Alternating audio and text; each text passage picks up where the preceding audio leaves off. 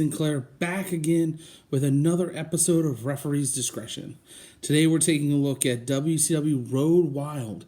Took place in Sturgis, South Dakota at the Sturgis Motorcycle Rally in 1998. The opening hype package is for the main event of the evening, which is Hulk Hogan and Eric Bischoff versus Diamond Dallas Page and Jay Leno. This is the second WCW pay-per-view in a row where we'll see Hollywood Hogan versus DDP in a tag team match where their partner is not a full-time professional wrestler. Previous month at Bash at the Beach, Hulk Hogan teamed with Chicago Bulls forward Dennis Rodman to defeat Diamond Dallas Page and Utah Jazz forward Karl Malone. Commentary team for the evening, Tony Schiavone, Mike Tenay, Bobby the Brain Heenan, with ring announcer David Penzer. Schiavone says that the country music star Travis Tritt will have a concert right after the show. Unfortunately, the concert was cut from the home release, the WWE Network, and is nowhere to be found on any social media site or internet website. All right, Road Wild opening contest, the Barbarian with the Mouth of the South, Jimmy Hart, versus Meng, also known as King Haku. You'll notice here early in the entrances that the graphics match the theme of the pay-per-view, and that just gets me from a creative standpoint. You see now, and this is possibly due to the pandemic, but even before the pandemic started, WWE pay-per-views are very cookie-cutter. I really liked what AEW was doing with their set designs for pay-per-views. But the WWE thing's been going for a long time. It's the same set for Raw, SmackDown, 205 Live, Main Event, and every single pay-per-view they do. So to see this, where they have a motorcycle drive on screen and then their name on like a little license plate, it just got me excited. Starting out, Meng slides in and immediately gets the boots put to him by the Barbarian. These guys are just slugging it out and just a lot of grappling and holds to start. It's also very clear that they are calling this match in the ring. You catch them on multiple occasions talking to one another. Barbarian, though, with an overhead belly-to-belly, Meng comes back with a back body drop and a pile driver. Meng to the top rope for a flying headbutt, huge miss. Meng back to the top rope shortly thereafter. Barbarian meets him up there and a huge overhead belly-to-belly. Big power slam from Meng gets him a near fall on the outside only for a brief moment. Then back in the ring, Barbarian hits a back body drop, turns to the crowd, calls for his finisher. Meng recovers in that time, locks in the Tongan death grip, gets him to the mat, and gets the win. Post-match, Jimmy Hart slides in and starts beating up Meng. Hugh Morris joins in, so now it's a 3-on-1 attack. Meng is now recovering, and he is starting to take everyone out. But eventually, it seems like he's going to fall victim to the numbers game. Hacksaw Jim Duggan makes the save with his 2x4, chases everyone away. I will give it a 1 count as we don't grade the pre-match and the post-match here on Referee's Discretion. It was a big hoss fight. It wasn't sloppy. It wasn't short. But I feel like if this match would have gone on for any longer, it would have been overkill, or they would have powdered out and it just would have been a botch fest. It told a fine story because, according to commentary, they're building up for Goldberg versus Meng, and this made Vang look very good. All right, between matches, they're showing shots of Sturgis and the motorcycle rally, and then all of a sudden, it cuts to the ring, and we've got our next match. It is Disco Inferno and Alex Wright, the Dancing Fools, with Tokyo Magnum versus Johnny Grunge and Rocco Rock, Public Enemy. Neither team having an entrance really upset me. More specifically, Disco Inferno and Alex Wright. As a kid, I used to love watching them come out, and as silly as this is going to sound, we all probably went through a Disco Inferno phase We're in our living room and we're getting it going.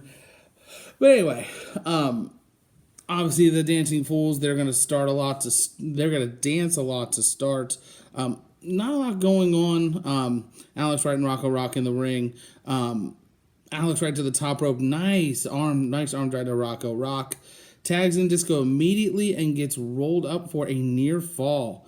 Rocco tags in Johnny Grunge and starts getting to work on Disco Inferno. Disco sneaks over to his corner, tags out, and Alex Wright, beautiful missile drop kick for a near fall. Double team work coming from the Public Enemy now. Double clothesline to Alex Wright and a double flapjack to Disco Inferno. Tokyo Magnum gives Alex Wright a trash can and he starts hitting Johnny Grunge with it, then passes it to Disco so he can get a shot in. Referee allows it, as our show is called Referee's Discretion, so guess we'll keep going. Rocco gets a ladder and hits Alex Wright with it. Mike Tenay, even himself, says, I guess this is a street fight now.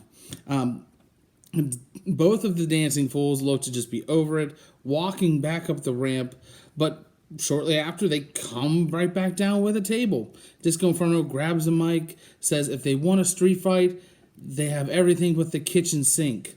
So as he's cutting this promo, you see Rocco Rock jogging back up the ramp to follow Johnny Grunge, who's already at the top of the ramp. So you've got the Dancing Fools back in the ring.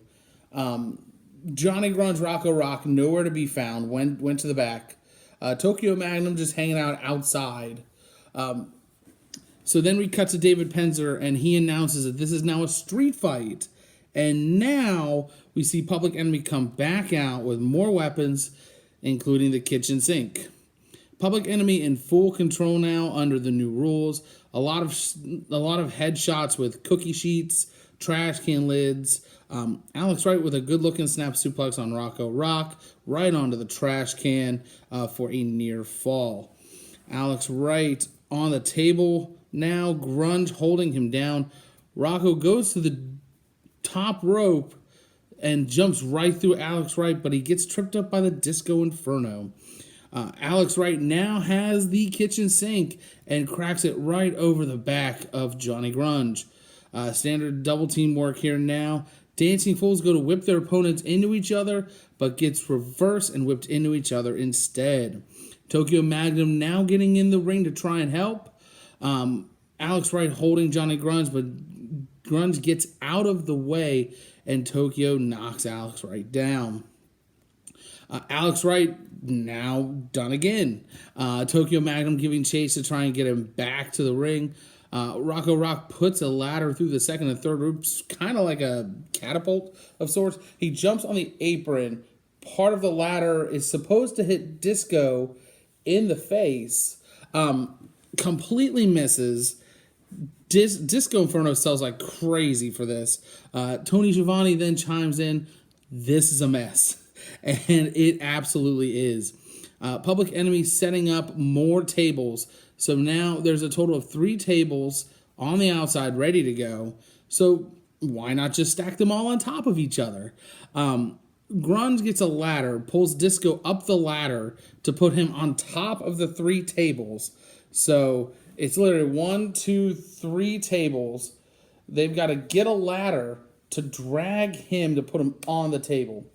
Okay, so for this event, because it was an outdoor venue, they had to make scaffolding to put the lighting up, and in case of rain, they had something over top of that. But anyway, Rocco Rock starts climbing the scaffolding, and in the craziest spot so far seen here on Referee's Discretion, jumps through Disco Inferno, through all 3 tables, slaps the ground, nasty looking spot, very dangerous, but at the same time, it's so bad, but you can't turn away.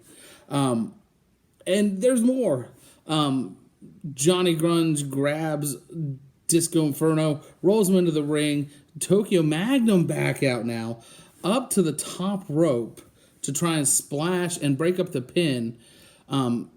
Johnny Grunge moves out of the way. He splashes Disco. And then Johnny Grunge just goes back to pinning the Disco Inferno and gets the win. I don't know what to grade this, honestly. It was an absolute mess, but it was a beautiful mess. I'll err on the side of caution. I'll go a half count because there's just so much to take in.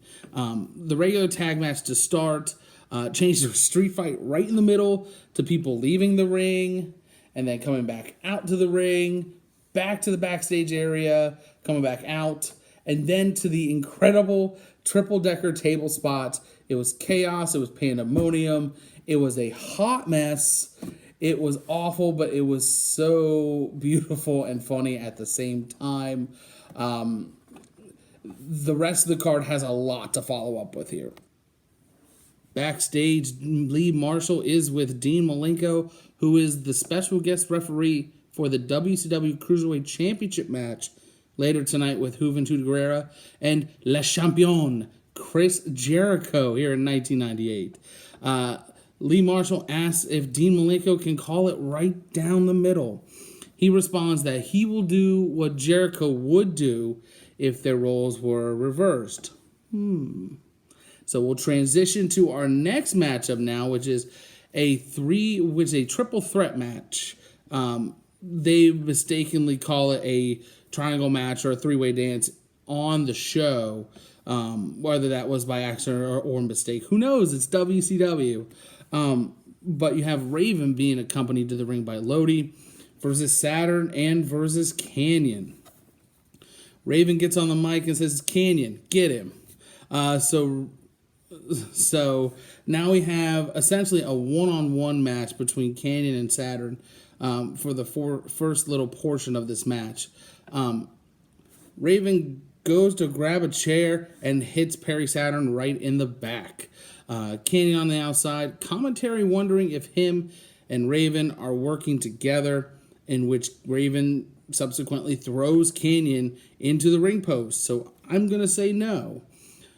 Raven in control early here, just sitting in the corner and letting Saturn and Canyon go at it.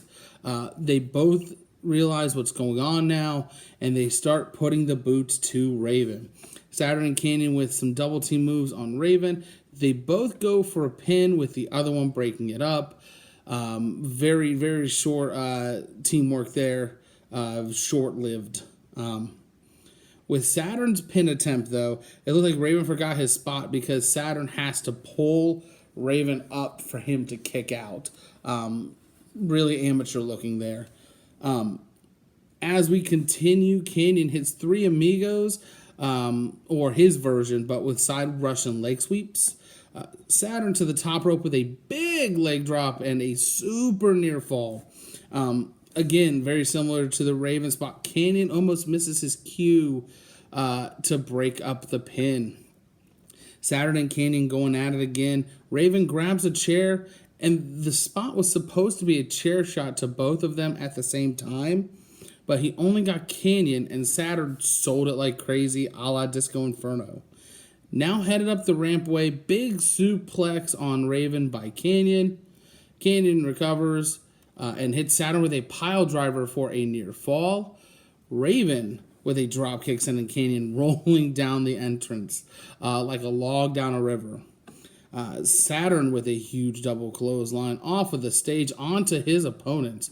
Everyone back in the ring now. T-bone suplex from Saturn for a near fall, where it looks like Canyon almost misses his spot again. Big Tower Doom spot. Raven with an electric chair to Canyon, who superplexes Saturn. Raven going for a double even flow DDT, only gets Saturn, and then Canyon breaks up the pin. Canyon climbing up the scaffolding, goes for a huge splash on Raven, but Lodi pulls Raven out of the way. Saturn hits a Death Valley driver on Raven that's broken up by Lodi. Saturn with a Death Valley driver now to Lodi. Then Horace Hogan comes in with a big stop sign. Lodi goes to throw powder in Saturn's face, but misses and gets Horace, who cracks Lodi right in the head with the giant stop sign. Horace now goes to hit Saturn with the stop sign, but Raven goes to attack Saturn, and he gets in the way. Saturn with a German suplex to Horace, another Death Valley driver to Raven, and gets the victory. I know that sounded like a lot. It was an absolute mess when you go back and watch it on the network. This is going to get a count out from me. This was less exciting than the last match. It got slapsticky at the end with Horace Hogan getting involved. It was bordering on the line of like a half count, but there were too many errors and missed spots in this one. And combining that with the slapstickiness, it bumped it down a grade. Now, trying to recover from whatever the last match was, and the match before that, trying to get on an uphill swing here. Psychosis versus Rey Mysterio Jr. The winner of this bout will get a future WCW Cruiserweight Championship opportunity. Psychosis keeping Rey grounded to start the match. Rey is getting minimal offense in, and Psychosis is using the power game early. Psychosis with a big elevated flapjack followed by a big suplex. Psychosis to the top goes for a guillotine leg drop, but Rey gets his feet up. Rey with the delete head strikes on the turnbuckle. Rey then with a tilt-a-whirl Hurricane Rana sends Psychosis to the outside. Back in the ring, big crossbody from Rey Mysterio gets him a near fall. Rey off the ropes going for another Hurricane Rana, but Psychosis counters and hits a sit-out powerbomb. Psychosis back to the power game now, gets Rey in an electric chair, but has the arms hook too, plants him for a near fall. Very innovative move on the behalf of Psychosis. Half Boston Crab now on Rey for only a couple seconds, then gets him on the top rope. Psychosis connects with a Frankensteiner for another near fall. Psychosis calling for the finish, gets to the top rope, but Rey drop kicks him over the ring post, and Psychosis has to catch himself a bit to avoid going to the outside of the edge of the ring area. Rey follows up with a seated senton on the outside and almost misses the edge of the platform of the ring. Back in the ring now, trading near falls for just a hair. Springboard sunset flip from Rey Mysterio, an RVD-style split-legged moonsault, and then a modified Alabama slam from Psychosis, all near falls. Psychosis misses a drop kick against the ropes and lands on his head. It was a nasty-looking spot. Rey capitalizes with a springboard Hurricane Rana for the win. I'll give it a 1.5 count. Definitely not what I was expecting from these two, especially in a cruiserweight division match. It was a clean match, but seeing Psychosis go to the power game more frequently than the lucha style definitely threw me off a little bit. It was a good match though. A lot of near falls, a lot of power moves from both guys. Here is to hoping that the Cruiserweight Championship match can top this. All right, let's keep the momentum moving here, Road Wild. We've got Chavo Guerrero Jr. With his horse Pepe versus Stevie Ray for the WCW Television Championship. Chavo on the mic saying that this match is null and void because he is the true television champion. David Penzer then announces Stevie Ray as the self-proclaimed television champion and almost gets choked out in the process. Chavo tells Stevie Ray to just give him the belt, but obviously he refuses. Chavo asks for a ceremonial handshake. Chavo dropkicks Stevie Ray's knee and gets right to work. Here we go. Chavo implementing a hit-and-run strategy to try and get the upper hand, but Stevie Ray finally catches him. Chavo attempts a sunset flip. Stevie gets him up by the neck, but Chavo rakes the eyes. Chavo running around again. Stevie giving chase again. Finally, when Stevie Ray catches him, hits a slapjack for the win. Post-match, Stevie Ray gets on the mic and says, if anyone questions him now, step up.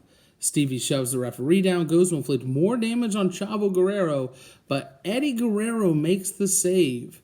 And then Stevie Ray just leaves and goes to the back. Unfortunately, grades are, like I said earlier, for the matches themselves and not the pre and post. With that being said, I'm giving this a count out. I really thought about giving this a no contest.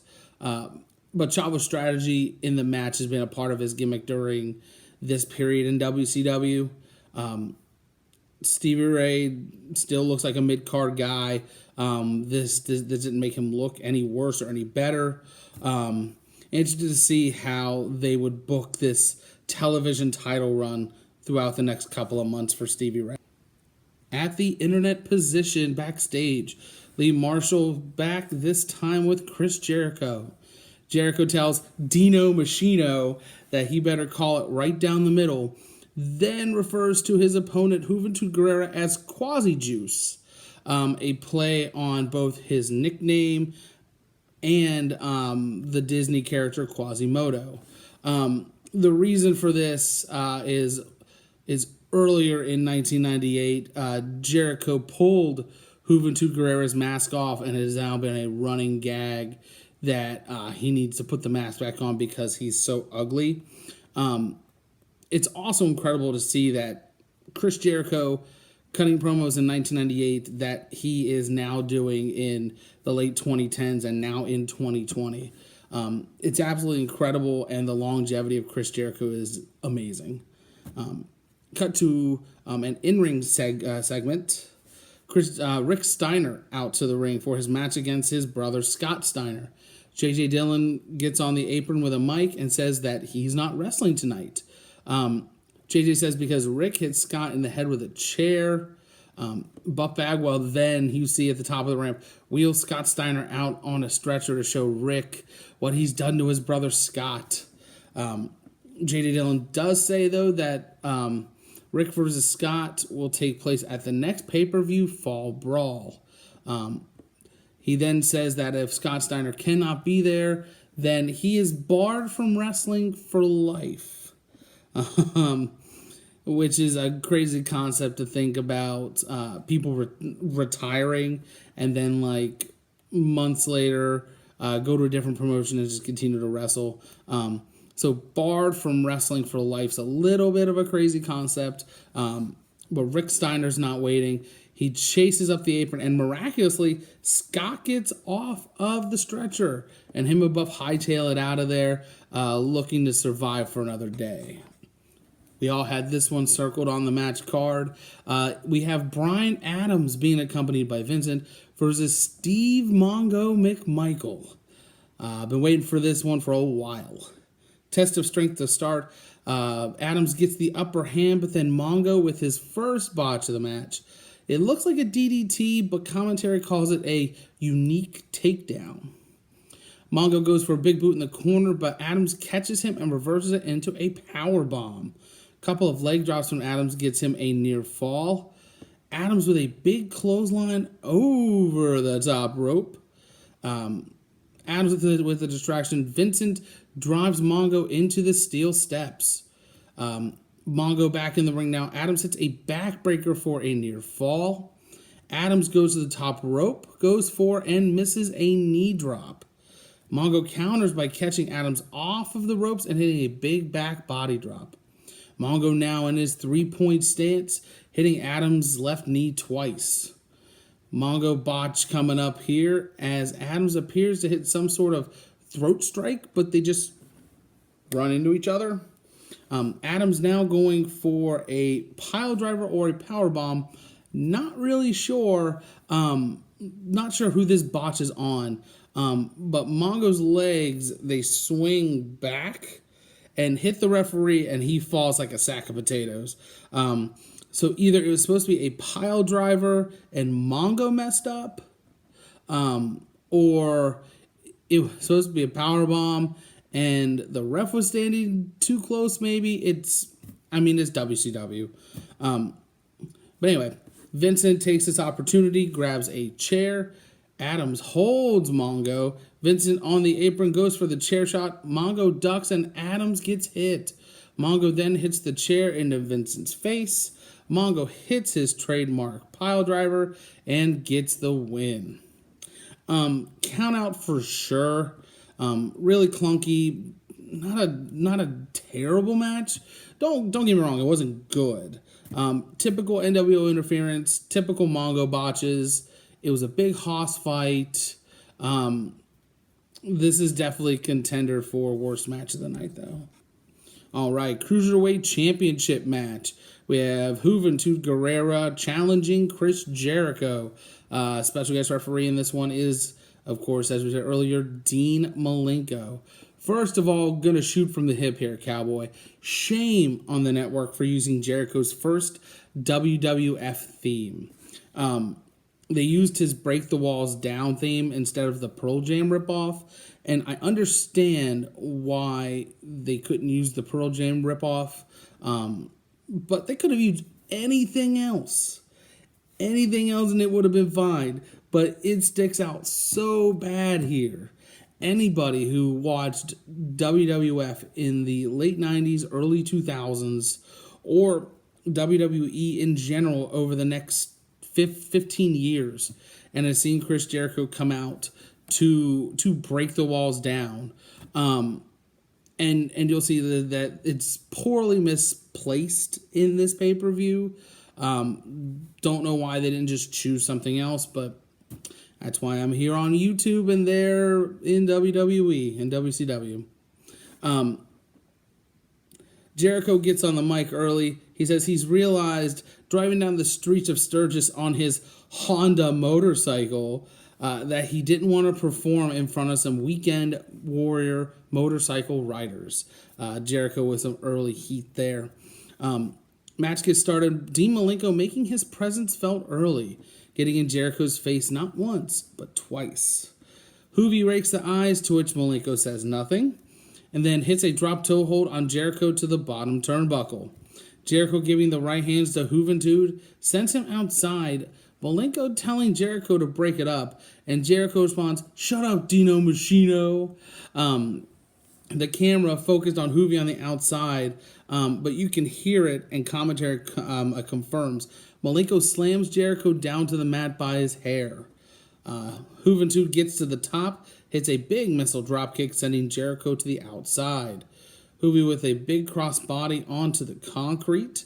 Back in the ring now, Juventud headlock on Jericho turns it into a jawbreaker. Big springboard crossbody by Juventud, getting a near fall. Juventud back to the top rope. Crossbody attempt is caught by Jericho. He presses Hoovy and spikes him with a tombstone for a near fall. Jericho with a scoop slam now, following up with a backsplash for a very slow, methodical near fall. Jericho in control following a long sleeper hold, but Juventud reverses a suplex to kind of get back in the match. Jericho with a lion salt, but Hoovy gets the knees up. Juventud now with a head scissor takeover, followed with a spinning heel kick from the top rope. Jericho attempts a German suplex, but Juventud lands on his feet, goes for a Hurricane Rana, but Jericho catches him for a huge powerbomb. Big shoulder tackle by Jericho sends Juventud to the outside. Everybody now back in the ring. Jericho hits a clothesline on Juventud for a near fall. Jericho goes for a powerbomb, but Hoovy counters with a DDT. Very fast pace here now. Juventud hits a Hoovy driver for a very close near fall. Hoovy to the top rope, gets crotched, and Jericho takes the advantage and hits a superplex. Both men to their feet. Jericho counters a Hurricane Rana with his Lion Tamer. Hoovy crawling and gets to the ropes. But for some reason, Jericho thinks he's won. But Malenko doesn't call for the bell, so he gets right in his face. Lasted pretty quick. Juventud unloading in the corner. Malenko tries to break it up and gets a backhand from Hoovy. Malenko on the mat. Hoovy checks on him. Jericho gets the title belt. And as Tanay says, he waffles Juventud with the title. Jericho slaps Malenko in the face to get him to wake up and make the pin. Jericho throwing knees, climbs the corner. Juventud follows and gets thrown down. Malenko turns to Jericho. Jericho kicks him out of the way. Juventud running towards Jericho. Malenko helps out a little bit, launches Juventud up, and connects for a Hurricane Rana and the pin and the win. Post-match, Jericho goes to punch Malenko. He avoids and gives Jericho a right hand out of the ring. If you've seen the WrestleMania confrontation between Jericho and Mickey Rourke, that's what that looked like. I'm going to give this a 2 count. A lot of great action. There are points where the action slowed, but it made up with the storytelling that Chris Jericho had going on. Malenko's officiating throughout the match, it was even, and his presence made the storytelling better. Juventud had some big spots, made the contest exciting. All 3 men looking great, regardless of the finish. All right, Battle Royal time. This is the NWO Invitational. You can be eliminated by pinfall or being thrown over the top rope. So you have Team Black and White, also known as Team Hollywood. We've got Scott Hall, the Giant, Kurt Hennig, and Scott Norton. And then for Team Red and Black, you have Kevin Nash, Sting, Lex Luger, and Conan, and then Goldberg. So a 9-man invitational. At this point, WCW World Heavyweight Champion Goldberg is undefeated with 129 wins. Everybody in the ring, Goldberg watching both NWO factions squaring off, as nobody is going after Goldberg. Goldberg finds Hall, but he gets an incidental boot from Kevin Nash. Hall goes for a Razor's Edge, and Goldberg backdrops Hall to the outside. He's eliminated. Kevin Nash then, for some reason, just walks over the top rope and eliminates himself, and then just starts brawling with Scott Hall on the outside. Goldberg hits a spear on Hennig. Then we are back to 3-on-3 with Goldberg just standing in the corner watching. Sting goes for a Scorpion Deathlock on Kurt Hennig, but it is broken up by Scott Flash Norton. Goldberg hits Conan with a spear, throws him over the top. The Giant and Kurt Hennig start to double team Goldberg, and Giant hits a big back body drop. Goldberg retaliating with a spear on Kurt Hennig, tosses him over the top. Sting and Scott Norton fighting against the ropes. Goldberg takes both of them and clotheslines them over the top rope. Luger and the Giant going at it. Luger turns and gets caught with a spear. Giant throws him over the top rope. So now we are down to just the Giant representing Team Hollywood and Goldberg, the WCW World Heavyweight Champion. Giant with a chokeslam, and Goldberg, Undertaker style, sits right back up. Giant turns into a spear and a huge jackhammer for the pin and the win. I'll give it a half count. The action for the most part was sluggish. The match itself did part of its job. It made Goldberg look stronger than ever. But for the NWO Invitational, there wasn't much emphasis on the NWO Civil War. You would think that a match called the NWO Invitational Battle Royal would have more to do with the battle between the two factions. It just goes to show you, at the end of the day, in WCW 1998, Goldberg was the only thing he cared about. Or was it? What else would you care about more than Goldberg? A celebrity match. So, main event time. Hollywood Hulk Hogan and Eric Bischoff being accompanied by Miss Elizabeth and the Disciple versus Diamond Dallas Page and Jay Leno of The Tonight Show, being accompanied by Kevin Eubanks. Michael Buffer in the ring introducing the two teams. His introduction's just stroking the ego of Hogan and Bischoff. The Tonight Show team gets their own theme music, and DDP comes out with Jay Leno and Eubanks.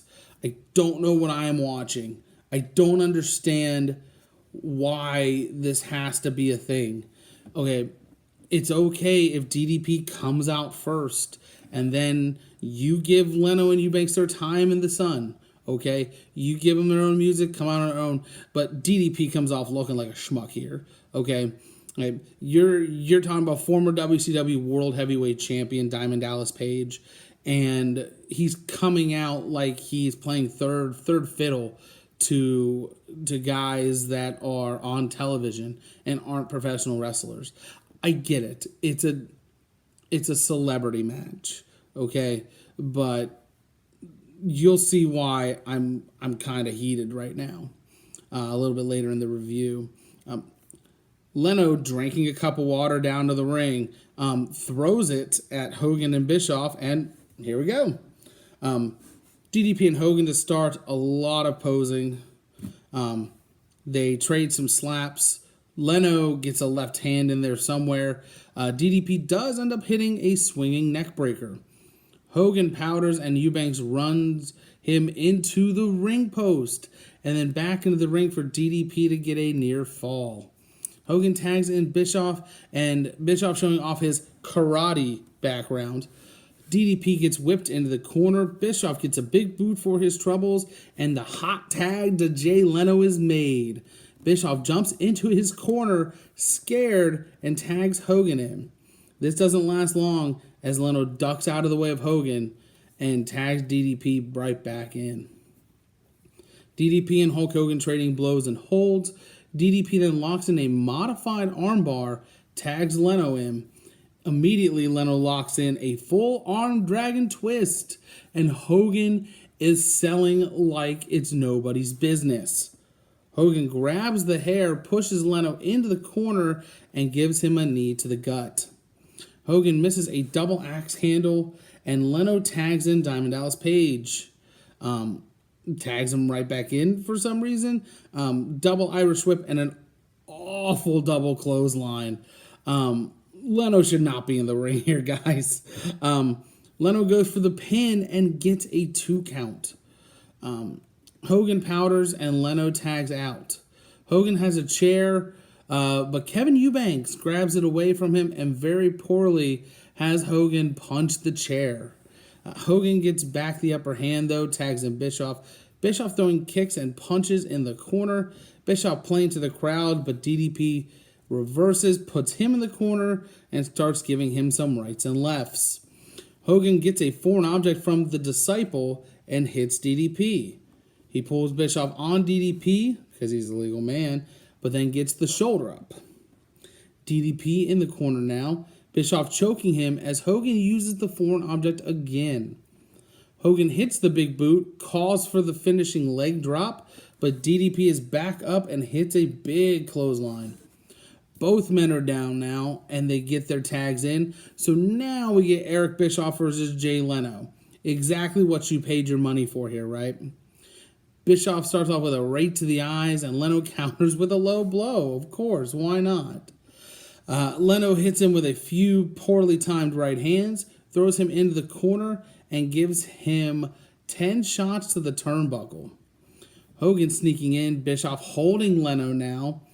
Leno moves, and Hogan hits Bischoff. DDP hits a cactus clothesline to Hogan. Kevin Eubanks sneaks in, hits a diamond cutter on Bischoff. Leno covers and gets the win.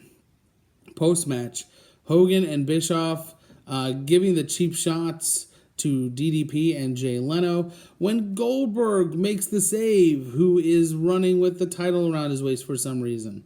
He double spears Hogan and Bischoff. Everyone celebrates, hands in the air. I'm done. This is a no contest. Let's start with the two competitors that were actually full-time wrestlers. Their work together wasn't great. You'd think it would be at least competent. It was very mediocre at best. Hogan selling for Jay Leno was absolutely cringeworthy. Bischoff was useless in the match.